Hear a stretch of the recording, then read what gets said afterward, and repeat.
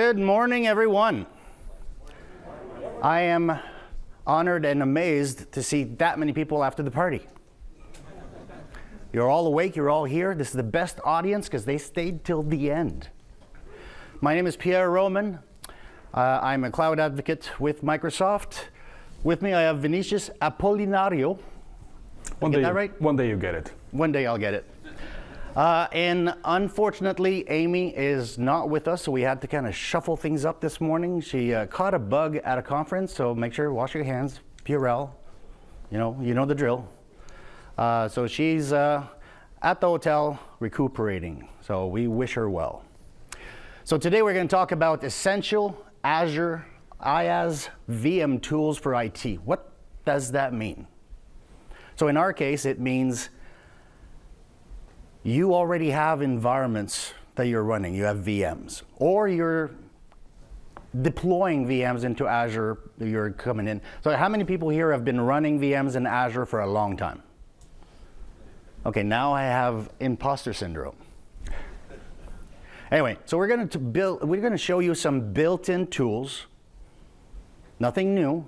It's all stuff that you can go home and use right away in order to better or to start managing your VMs in Azure using the Azure Fabric and using the tools that are available and in some case built into your subscription, so therefore free.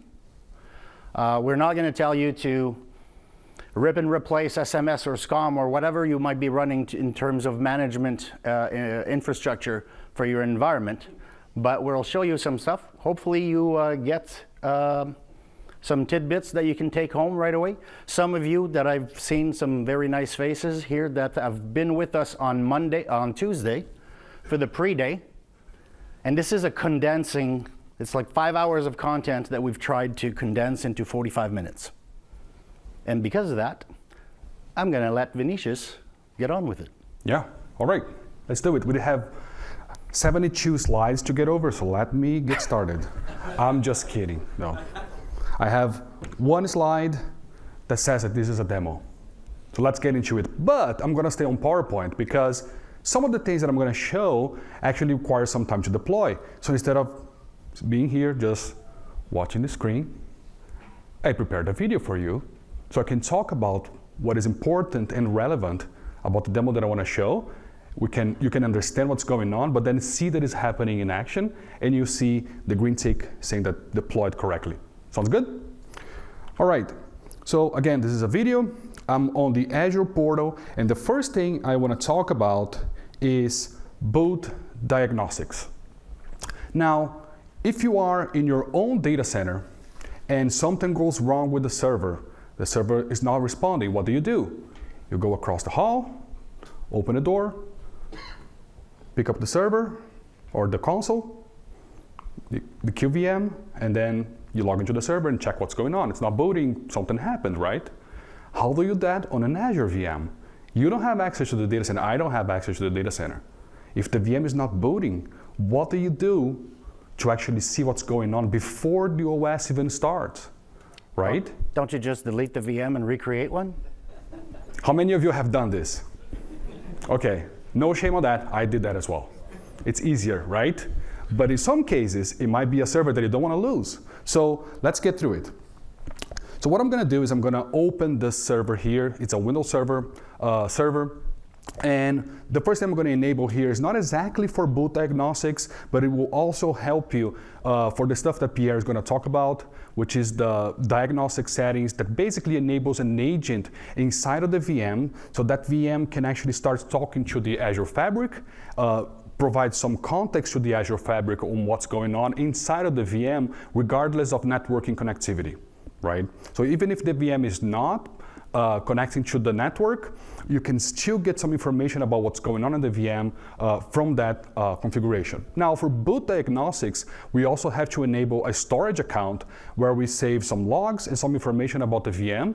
So remember, it's a storage account, you're paying for what's in it, but then once you do that, either for a Windows Server VM or a Linux VM, what will happen is you will have access to everything that is going on the VM, regardless if the VM is connected to the network.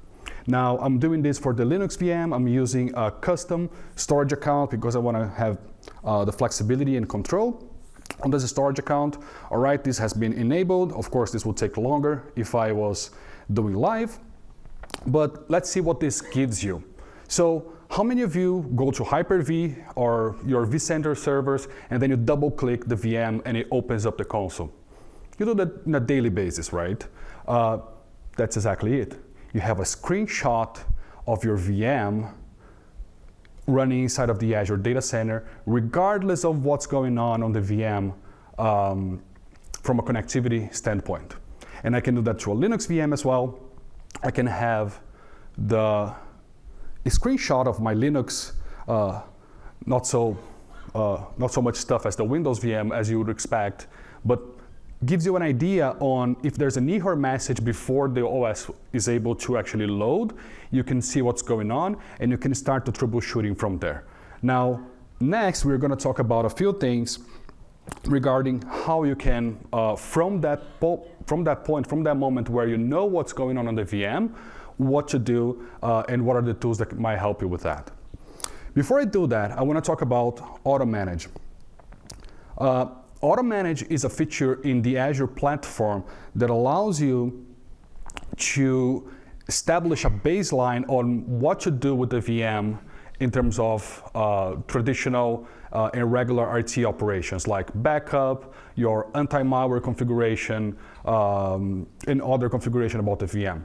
So to configure the backup for the VM, what you would usually do, you would RDP into the VM, open the backup configuration, and then you can start backing up that VM.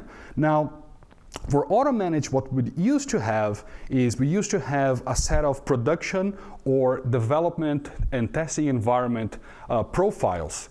Now, we are enable a custom profile configuration where you can create your own profile either at a VM level or a set of VM level, which means that you can create one single profile that says, I want to back up these VMs at 1 a.m., retain the snapshot for 2 days.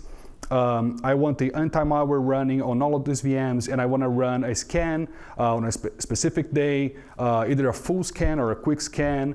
And all of those VMs, they will have that configuration applied directly from this profile for Auto Manage.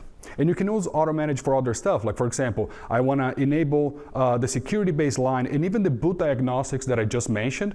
You can leave it configured from Auto Manage without having to configure each of the VMs one by one. You can see more configurations here. Defender for Cloud, you can configure here. Update the boot diagnostics that I just mentioned. Windows Admin Center, we're going to talk about that in a second, but if you want Windows Admin Center enabled for your VM so you can go and see the granular level settings for that VM inside of the OS, you can have that configuration from the Auto Manage configuration, either from the production or dev test, or if you want to have more granular configuration, you can have your custom profile created here. So that has been applied, and off you go. All your VMs are configured in a specific way from this profile. So now you have more granular control on what you can do. Next, what I want to talk about is quick show of hands. How many of you have moved a VM into Azure, and then the first time you were starting to understand how cloud works and how Azure works, you go to the VM and you say, oh, I don't want this VM to use this IP address, I want it to use another one. So inside of the VM, you change the IP address. How many of you have done that? All right, and I can see you're laughing already.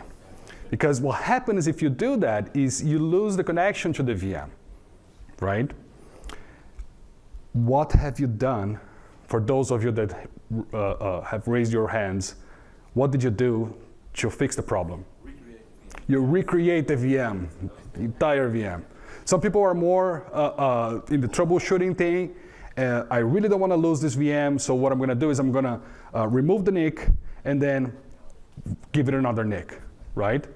Well, I was actually surprised when I learned about this. I didn't know that we had this, and it's also based on customer feedback, but you also have an option to use a serial console access to the VM. So different from the screenshot that I showed before, the serial console gives you direct access to the VM, and you can actually interact with the VM. So you can use the boot diagnostics to see what's going on and why the VM is not booting, but you can use this to actually go and start interacting with the VM. So if you lost network connectivity, you can come here. This is a Windows VM. It's using the Special Administration Console that was created specifically for Azure, and I can open a session to the channels that I have open for that machine, and I have a command prompt access to the VM without network connectivity.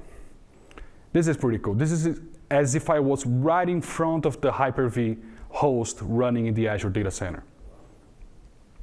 It's pretty cool, right? Now, of course, you can do things like this is a command prompt. I can ping, but here comes the cool part. I can run sconfig from here.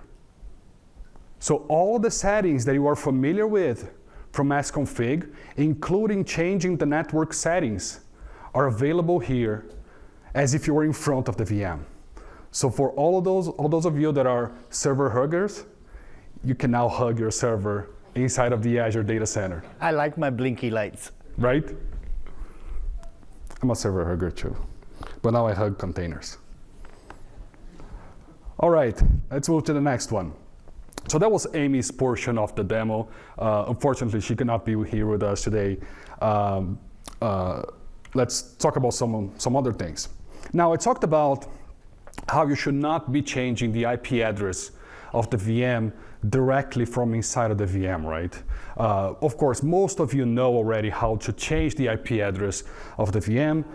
Just to make sure that you don't fall into that trap, I'm gonna show you how to do that, which is a very boring demo, but I wanna do this anyway. I'm gonna go to the VM. I have multiple resources here. I can filter over there for the type. This is my VM number 1. What I do here is I go to network settings. You probably know this better than me. And then you have all the networking parameters for your VM, the public IP address, the private IP address. You have our NSG, the network security group, and I can go and look inside of the settings for that NIC.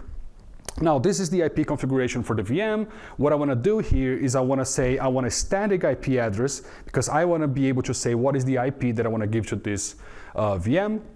I also have the option to change, once this is configured, I can go and set also the DNS setting for this VM. Should not have left so much time, but there you go. Network interface has been configured. I did not lose connectivity to the VM. I can come here now and see that the IP address has been changed. I can go and change the DNS server. Now, be careful when you change the DNS server. It does require that you restart your VM to take effect. And also, changing the DNS server might also mean that you might lose connectivity to the VM if you don't properly configure, especially if you have an Active Directory environment that this VM needs to talk to. What I really want to show, actually, instead of showing you how to change the IP address of the VM, is how do you actually know that the IP address has been changed? Well, the Azure portal is telling you, right? But you all are server huggers, right? You want to see the VM, you want to touch that VM and say, that VM has been configured the way I want to. So in Azure, we have a way for you to interact with the VM, and I'm not talking about going to the VM and RDP into the VM to open it. We have an option here called run command, and actually, I'm gonna pause because for those of you that are not aware, you saw the many configurations that we had on the left-hand side. If you don't wanna look for a configuration on that set of menus, you can just type what you're looking for and it will show to you just that configuration. So I type run command, and essentially what this setting over here in the Azure portal does is give me the ability to run whatever I want inside of the VM. This is a blank PowerShell script, just like your PowerShell ISE. You can type your script in here. you can run the script from the Azure portal and see the result at the bottom. Right, so whatever you have, if you have a script that does a configuration into the application, of course you can automate that. But for many other stuff that you do on a day-to-day basis for managing your servers, you can come here and do whatever you want. If you have a script that cannot be automated for whatever reason, that like you have parameters, then it will change. You have, it's not exactly a scheduled task because it doesn't have a trigger. Is whenever I actually need to do, you can come here, type the PowerShell script and just run. Now, in our case, it's a very simple one. We have some pre-created commands for you, like for example, ipconfig. You're all familiar with ipconfig, right? Okay, so I say run, it basically runs an ipconfig on this VM. And it shows me the result. And you can see that the IP address has been changed from inside the OS. So this is an output from the OS itself. It's not the Azure portal telling me that the IP address has been changed. It's pretty cool as well, right? All right, but sometimes what will happen here is that the Azure portal has a very broad set of configurations that you can change directly from the Azure portal. You can interact with the VM, you can see what's going on the VM regardless of network connectivity, you can see the boot diagnostics, you can run a command. That's pretty cool, but it gets to a point where if you need to change a registry key, if you need to check what are my shares that I have for a file server, well, in those cases, the Azure portal is not going to interact with the VM because it's not the purpose of the Azure portal to do that, right? So what do? RDP to the server, open a connection, and then off you go, right? Well, in some cases, you are not even able to use RDP. Like Microsoft IT, the IT that manages the subscriptions that we have, they don't allow us to RDP into the server. We can use Bastion, but still, it's a process of you opening the VM just like you would in a regular server, right? What we have here is, how many of you heard about Windows Admin Center? All right, Jeff Woolsey would be very proud. We have Windows Admin Center inside of the Azure portal. Now, you would think, why would I use Windows Admin Center from the Azure portal? Well, because this gives you even more granular control for your VM. For example, I can open Windows Admin Center session for that particular VM, and if I need to change whatever configuration inside of that VM without having to RDP, if I need to troubleshoot the VM, if I need to reconfigure how this VM is behaving, I have everything from the Windows Admin Center portal inside of the Azure portal. So this is Windows Admin Center. If you are familiar with it, it's exactly the same, but it's dedicated to that VM, and it is inside of the Azure portal. And the nice thing about this configuration is not only you can set things like SMB configuration, you can have very granular parameters for the VM, but also all the logs of what you do inside of Windows Admin Center are now tied to the Azure portal. So if I create a share, if I do a configuration like installing a new role inside of this server, it will pop up as an action inside of the Azure portal. So now you have the two things combined. And not only you have that, but also now you don't have to actually go inside of the VM through an RDP session and do all the things manually. In fact, even if you are using multiple servers today, our recommendation is that you use Windows Admin Center as your central management for Windows Server, and then you can use that as a gateway to the multiple servers that you have. What that gives you is the ability to, instead of running a full server with the GUI, with the server with desktop, you can run a server core, but still be able to manage, because usually server core people are more like, well, if something wrongs happen, now I don't have the ability to actually go and troubleshoot the way I would do with the GUI. Well, guess what? You can troubleshoot, but you can troubleshoot from Windows Admin Center. And then you can change all the configuration that you're seeing here. If you need to change the firewall, if you want to install an application, local users and groups, you can even run PowerShell from here. You can open a remote desktop session, install a feature, and so on and so on. Again, integrated from the Azure portal.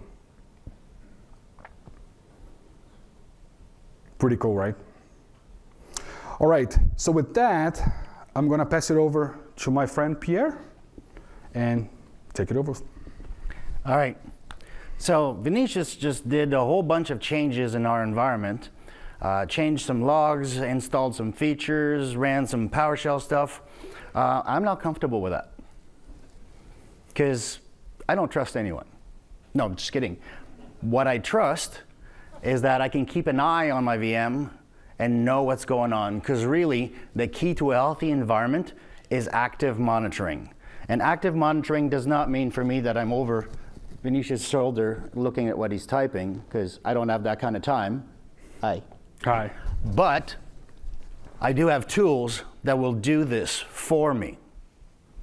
And this is what I want to talk to you about. I don't have any, well, I have one video. Right now, if we're looking at our environment, just like Vinicius mentioned, this is our demo environment. I can go into Azure Monitor and deploy for the virtual machine our monitoring solution. Now, in this case, because those machines are monitored or not monitored, it will go and enable it. One of the things it'll do, and of course right here, if I go down, oh, that one doesn't say it, but if you have a machine, if you've deployed the monitoring agent in the last few years, how many of you have been monitoring your VMs for a while? Okay, you know that you need to update your agent, right? Everybody knows, because in 2024, that old agent will not be supported anymore. The new agent is a lot more efficient. It's basically just a small stub that when it gets its configuration, goes and gets added bits that it needs to perform the task that you want it to do. So it's a lot more efficient, but it's also a lot more efficient in the way it collects the info, and I'll show you that in just a few minutes. So to enable that is very easy. If you have machines that are one-ofs, you go in there, you set up the configuration, pick your subscription and your data collection rule. The data collection rule is the key here. Azure Monitor is built on the amount of data that you're ingesting. And we talked about this with one of the podcasters yesterday.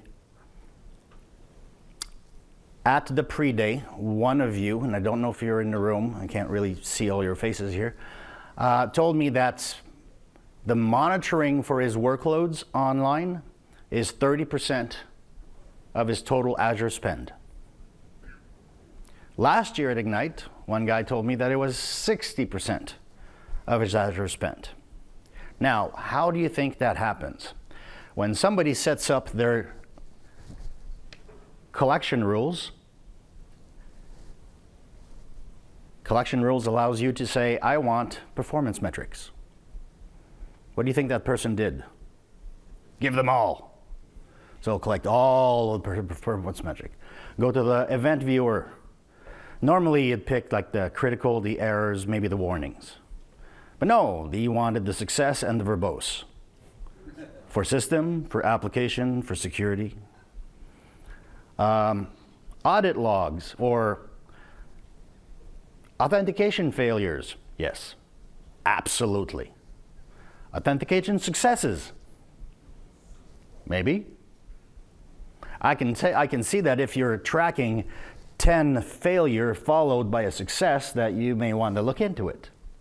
Or maybe you want to raise the alert when it gets to 5 or 6 before it gets to 10.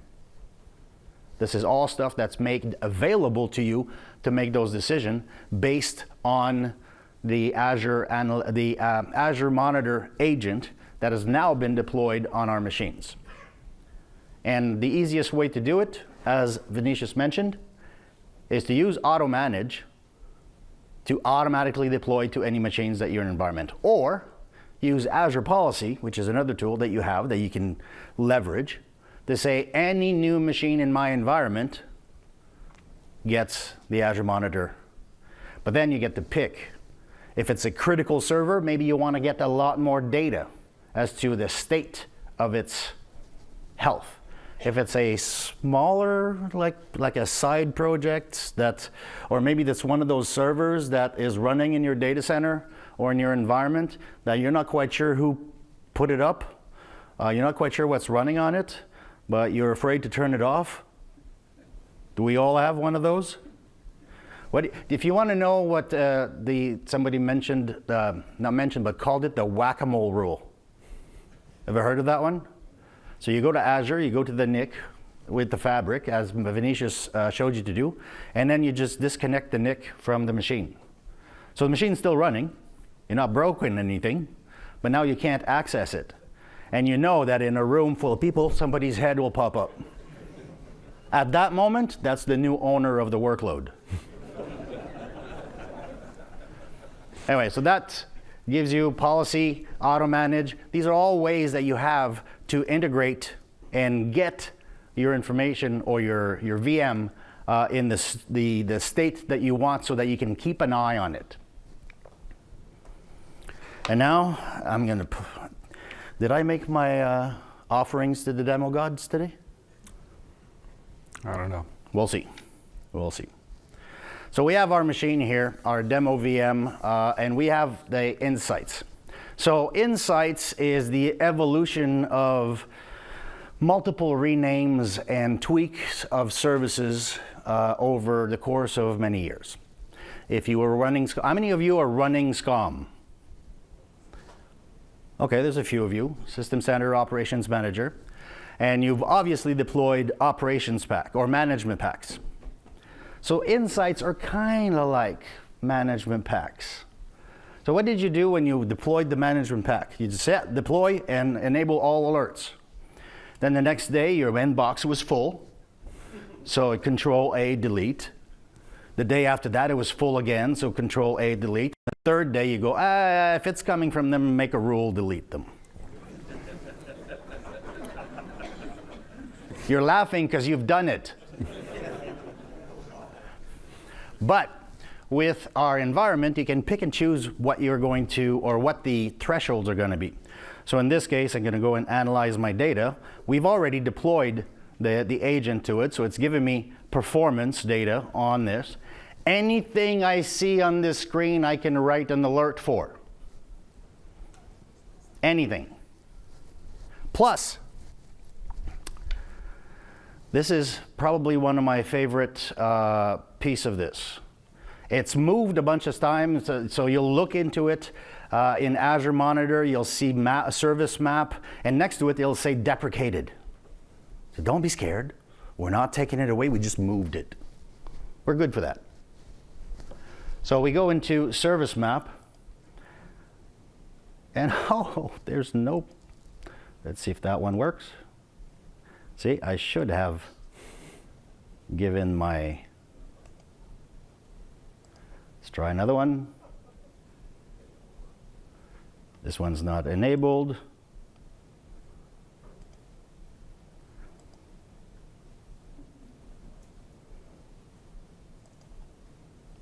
They will have to believe you that this works. Yeah. My guess is that those machines restarted overnight because, of course, we have a policy that says that a machine that's in a demo environment must be shut down at night. Anyway, so you get a service map, and what the service map does is it shows you the VM in the middle. And it shows you every connection it has to every other server or clients, so incoming connection to it and outgoing connections to it. If you click on any of those connections, it will give you detail, what protocol is being used, what port is it connecting to, how often, the throughput, all types of information on that. If you click on any of those clients on those other servers, you can find out the OS version, the patching level, what service is it running, what event viewers are on it. So if you're troubleshooting an environment, which I should be troubleshooting my demo environment right now, but I don't have time, we'll see that in 15 minutes. you can actually drill down and follow the breadcrumbs to the server that's breaking in your environment. So I wish I could have been able to show you, but you know what? It always happens that way. Now, one of the things that we have is performance. And it's funny, you're looking at, this is in Windows Virtual Machine, Azure Virtual Machines. I've been hanging out with Woolsey too much. And then I'm under monitoring, so I've got my insights, I've got my alerts, my metrics, my diagnostic settings, and all of the information that we have here. But if I go to Azure Monitor,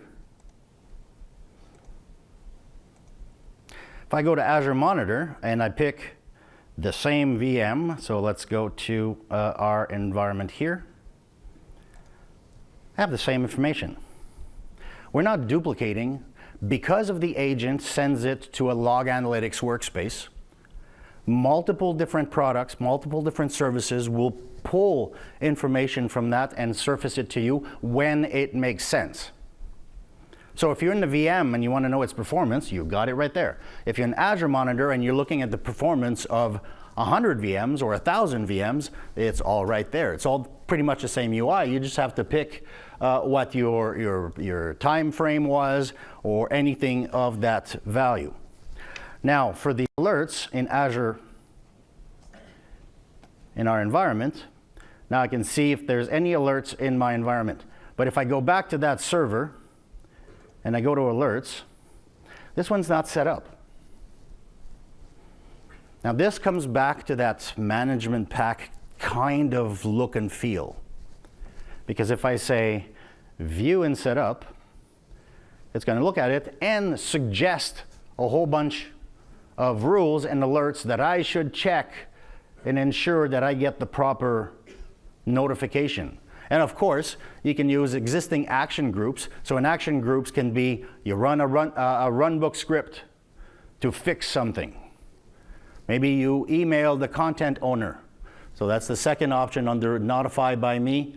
Notify me by Pierre Roman. Email the ASOS resource owner or manager role. So I say, okay, I want to say if it's the owner, the contributor, the reader, monitoring, or so on. So you can pick and choose how your notifications are going to be done. And you do this, existing action groups, I don't have one set up right now, but are you all running Teams or something like that of some flavors? Well, an action group could be drop a message into a Teams channel. So now I'm not flooding your mailbox. I'm just putting it into a Teams channel that we all have access to. And that way you can say, oh, yeah, and then maybe the manager can look at it and says, anybody looking into this? Or maybe you send it to a Teams channel that the manager doesn't have access to. I'm not going to tell you how to run your business. Anyway, so you set those up. You can tweak the percentages. One of the ones that it's not in one of those, but it was in the SCOM original management pack is the boot disk must have 25% of free space. So you throw a 1 terabyte drive because they're cheap and you install Windows on it and then you go 25%, that's 250 gigs. So when you get the alert, you go, I still got 240 gigs. And you just disregard it until the day that it doesn't boot because it's full. So this allows you to tweak for your environment. Maybe your workload always runs at 80%. Like, I don't know, you are the ones that know what your workloads are. Maybe your workloads runs at 80%. So you run it, you change it, say 80% is not appropriate for me. I'm going to change it to 90. Whoops, the other way around. And change it to 90. Memory bytes less than 1 gig. Well, I don't have that much on my server, so let's get 512 or 0.5 gig. Anyway, so I set it, then I save it.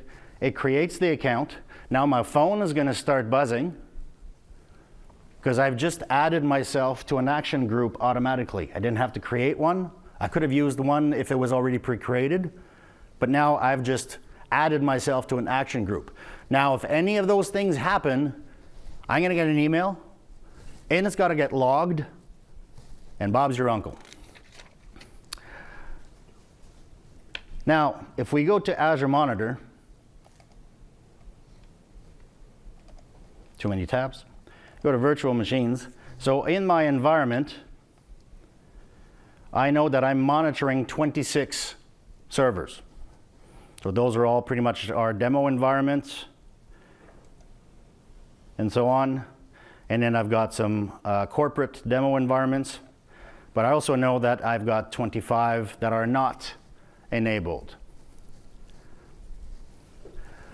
I wanted to show you this because this is now my main environment for managing all my VMs, regardless where they are. Maybe I have some on a competitor's cloud. Maybe I've got some on-prem. Maybe there's one under the desk at my office or in my home. Well, as long as they're Arc enabled, we've assigned through Arc a digital identity in Azure, and I can now roll them into my environment or to my monitoring scheme. So to monitor all my VMs, regardless where they may be, and that way, I have a view of all of my environment to see whether it's healthy. And these ones are not turned on, obviously, because they are, well, some are in New Zealand, and some are just turned off. The virtual machine is not running. Other onboarding options, I prefer this one, where I'm going to enable an Azure policy. So if you have developers, who here are developers? One. You're welcome. Join the dark side. We have cookies. Yeah, so you can enable a policy so that your developers, when they're running tests, trying some stuff out, I've been told to watch my language, try some stuff out. Now you don't have to worry about it. You don't have to worry about missing one, because automatically when they're deployed in your environment, the policy will say, hey, this has to be part of our monitoring. It's going to take this data collection rule. The data collection rule makes even more sense when we look into this, because, where is it?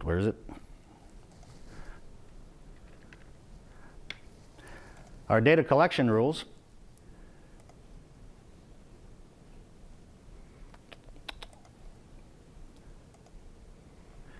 nope, that one I can't because it's not mine.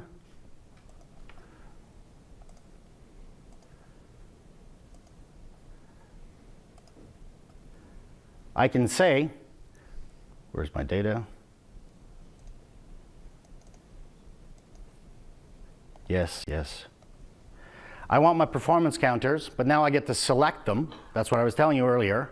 You can have multiple data collection rules as opposed to in the old model with the old agent, you got what you got.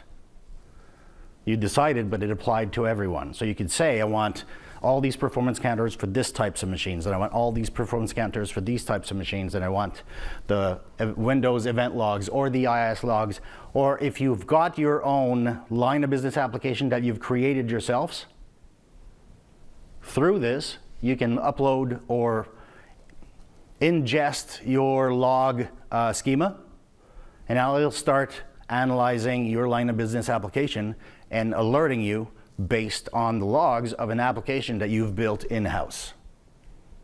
Very, very powerful, very, very easy to integrate into your own environments. Now, Vinicius earlier said that he was going to make a whole bunch of changes without RDP through the console, the serial console, through the run command, and I don't trust that because I like to keep an eye on my environment, which is why I love to have my inventory and especially my change tracking.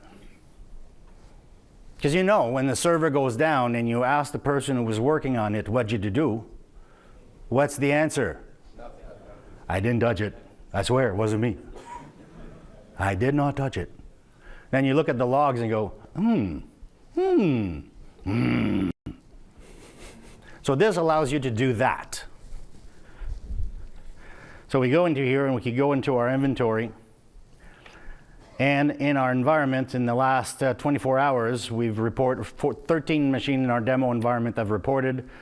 4 have added new software. And now I have an inventory of the machines, the versions they are, all of that. What software is loaded on all of them? All that information is in your log analytics environment. It's all powered by that log analytics agent that we've deployed in our earlier. And gives you all that info, how many files there are. And the files, okay, it doesn't collect all the files. It collects a very specific set of files like .cfgs or .ini or like all of your typical config files. You can add your own. So if you've got your own applications that run your own config and have your own configuration files, you can add them and say, start collecting those. Because that, once you get to change tracking, if somebody changes that, because of course, somebody messed with it, and now it's not working anymore, what's the easiest way to do this? Just restore the file that he changed. But, okay, where's the USB key that I had with the file that we need? We don't need to do that. It collects the files and keeps them in memories in that storage account. And I can go in there and reverse a change. But it will tell me all of the changes that have happened in performance adapters, storage configuration, registry keys. See the registry key that he changed earlier? Bad boy. Not without a proper change request. And we do this. We can also do state configuration based on all of that information that we've collected. And we put this into an environment that we can track, alert, visualize, analyze, so that we know the health of our environments. Does that make sense? Is this something that you're using? Who's using some of that stuff right now? Okay, not as many as I would. Who is going to start looking into using some of that stuff right now? Thank you. So now we've got all of our environment. We were able to change some stuff with the fabric, connect to our machine and fix some issues without network connectivity. Mm-hmm. We were able to track those changes and alert the proper people for it. All that using existing tools, nothing new, nothing shiny. Managing the VMs that you already have, wherever they may be. All that just by turning on a few diagnostic settings and a few monitoring settings. So we have a minute left. We're right on time. So I want to thank you so much for spending your Friday morning with us. I hope this was valuable.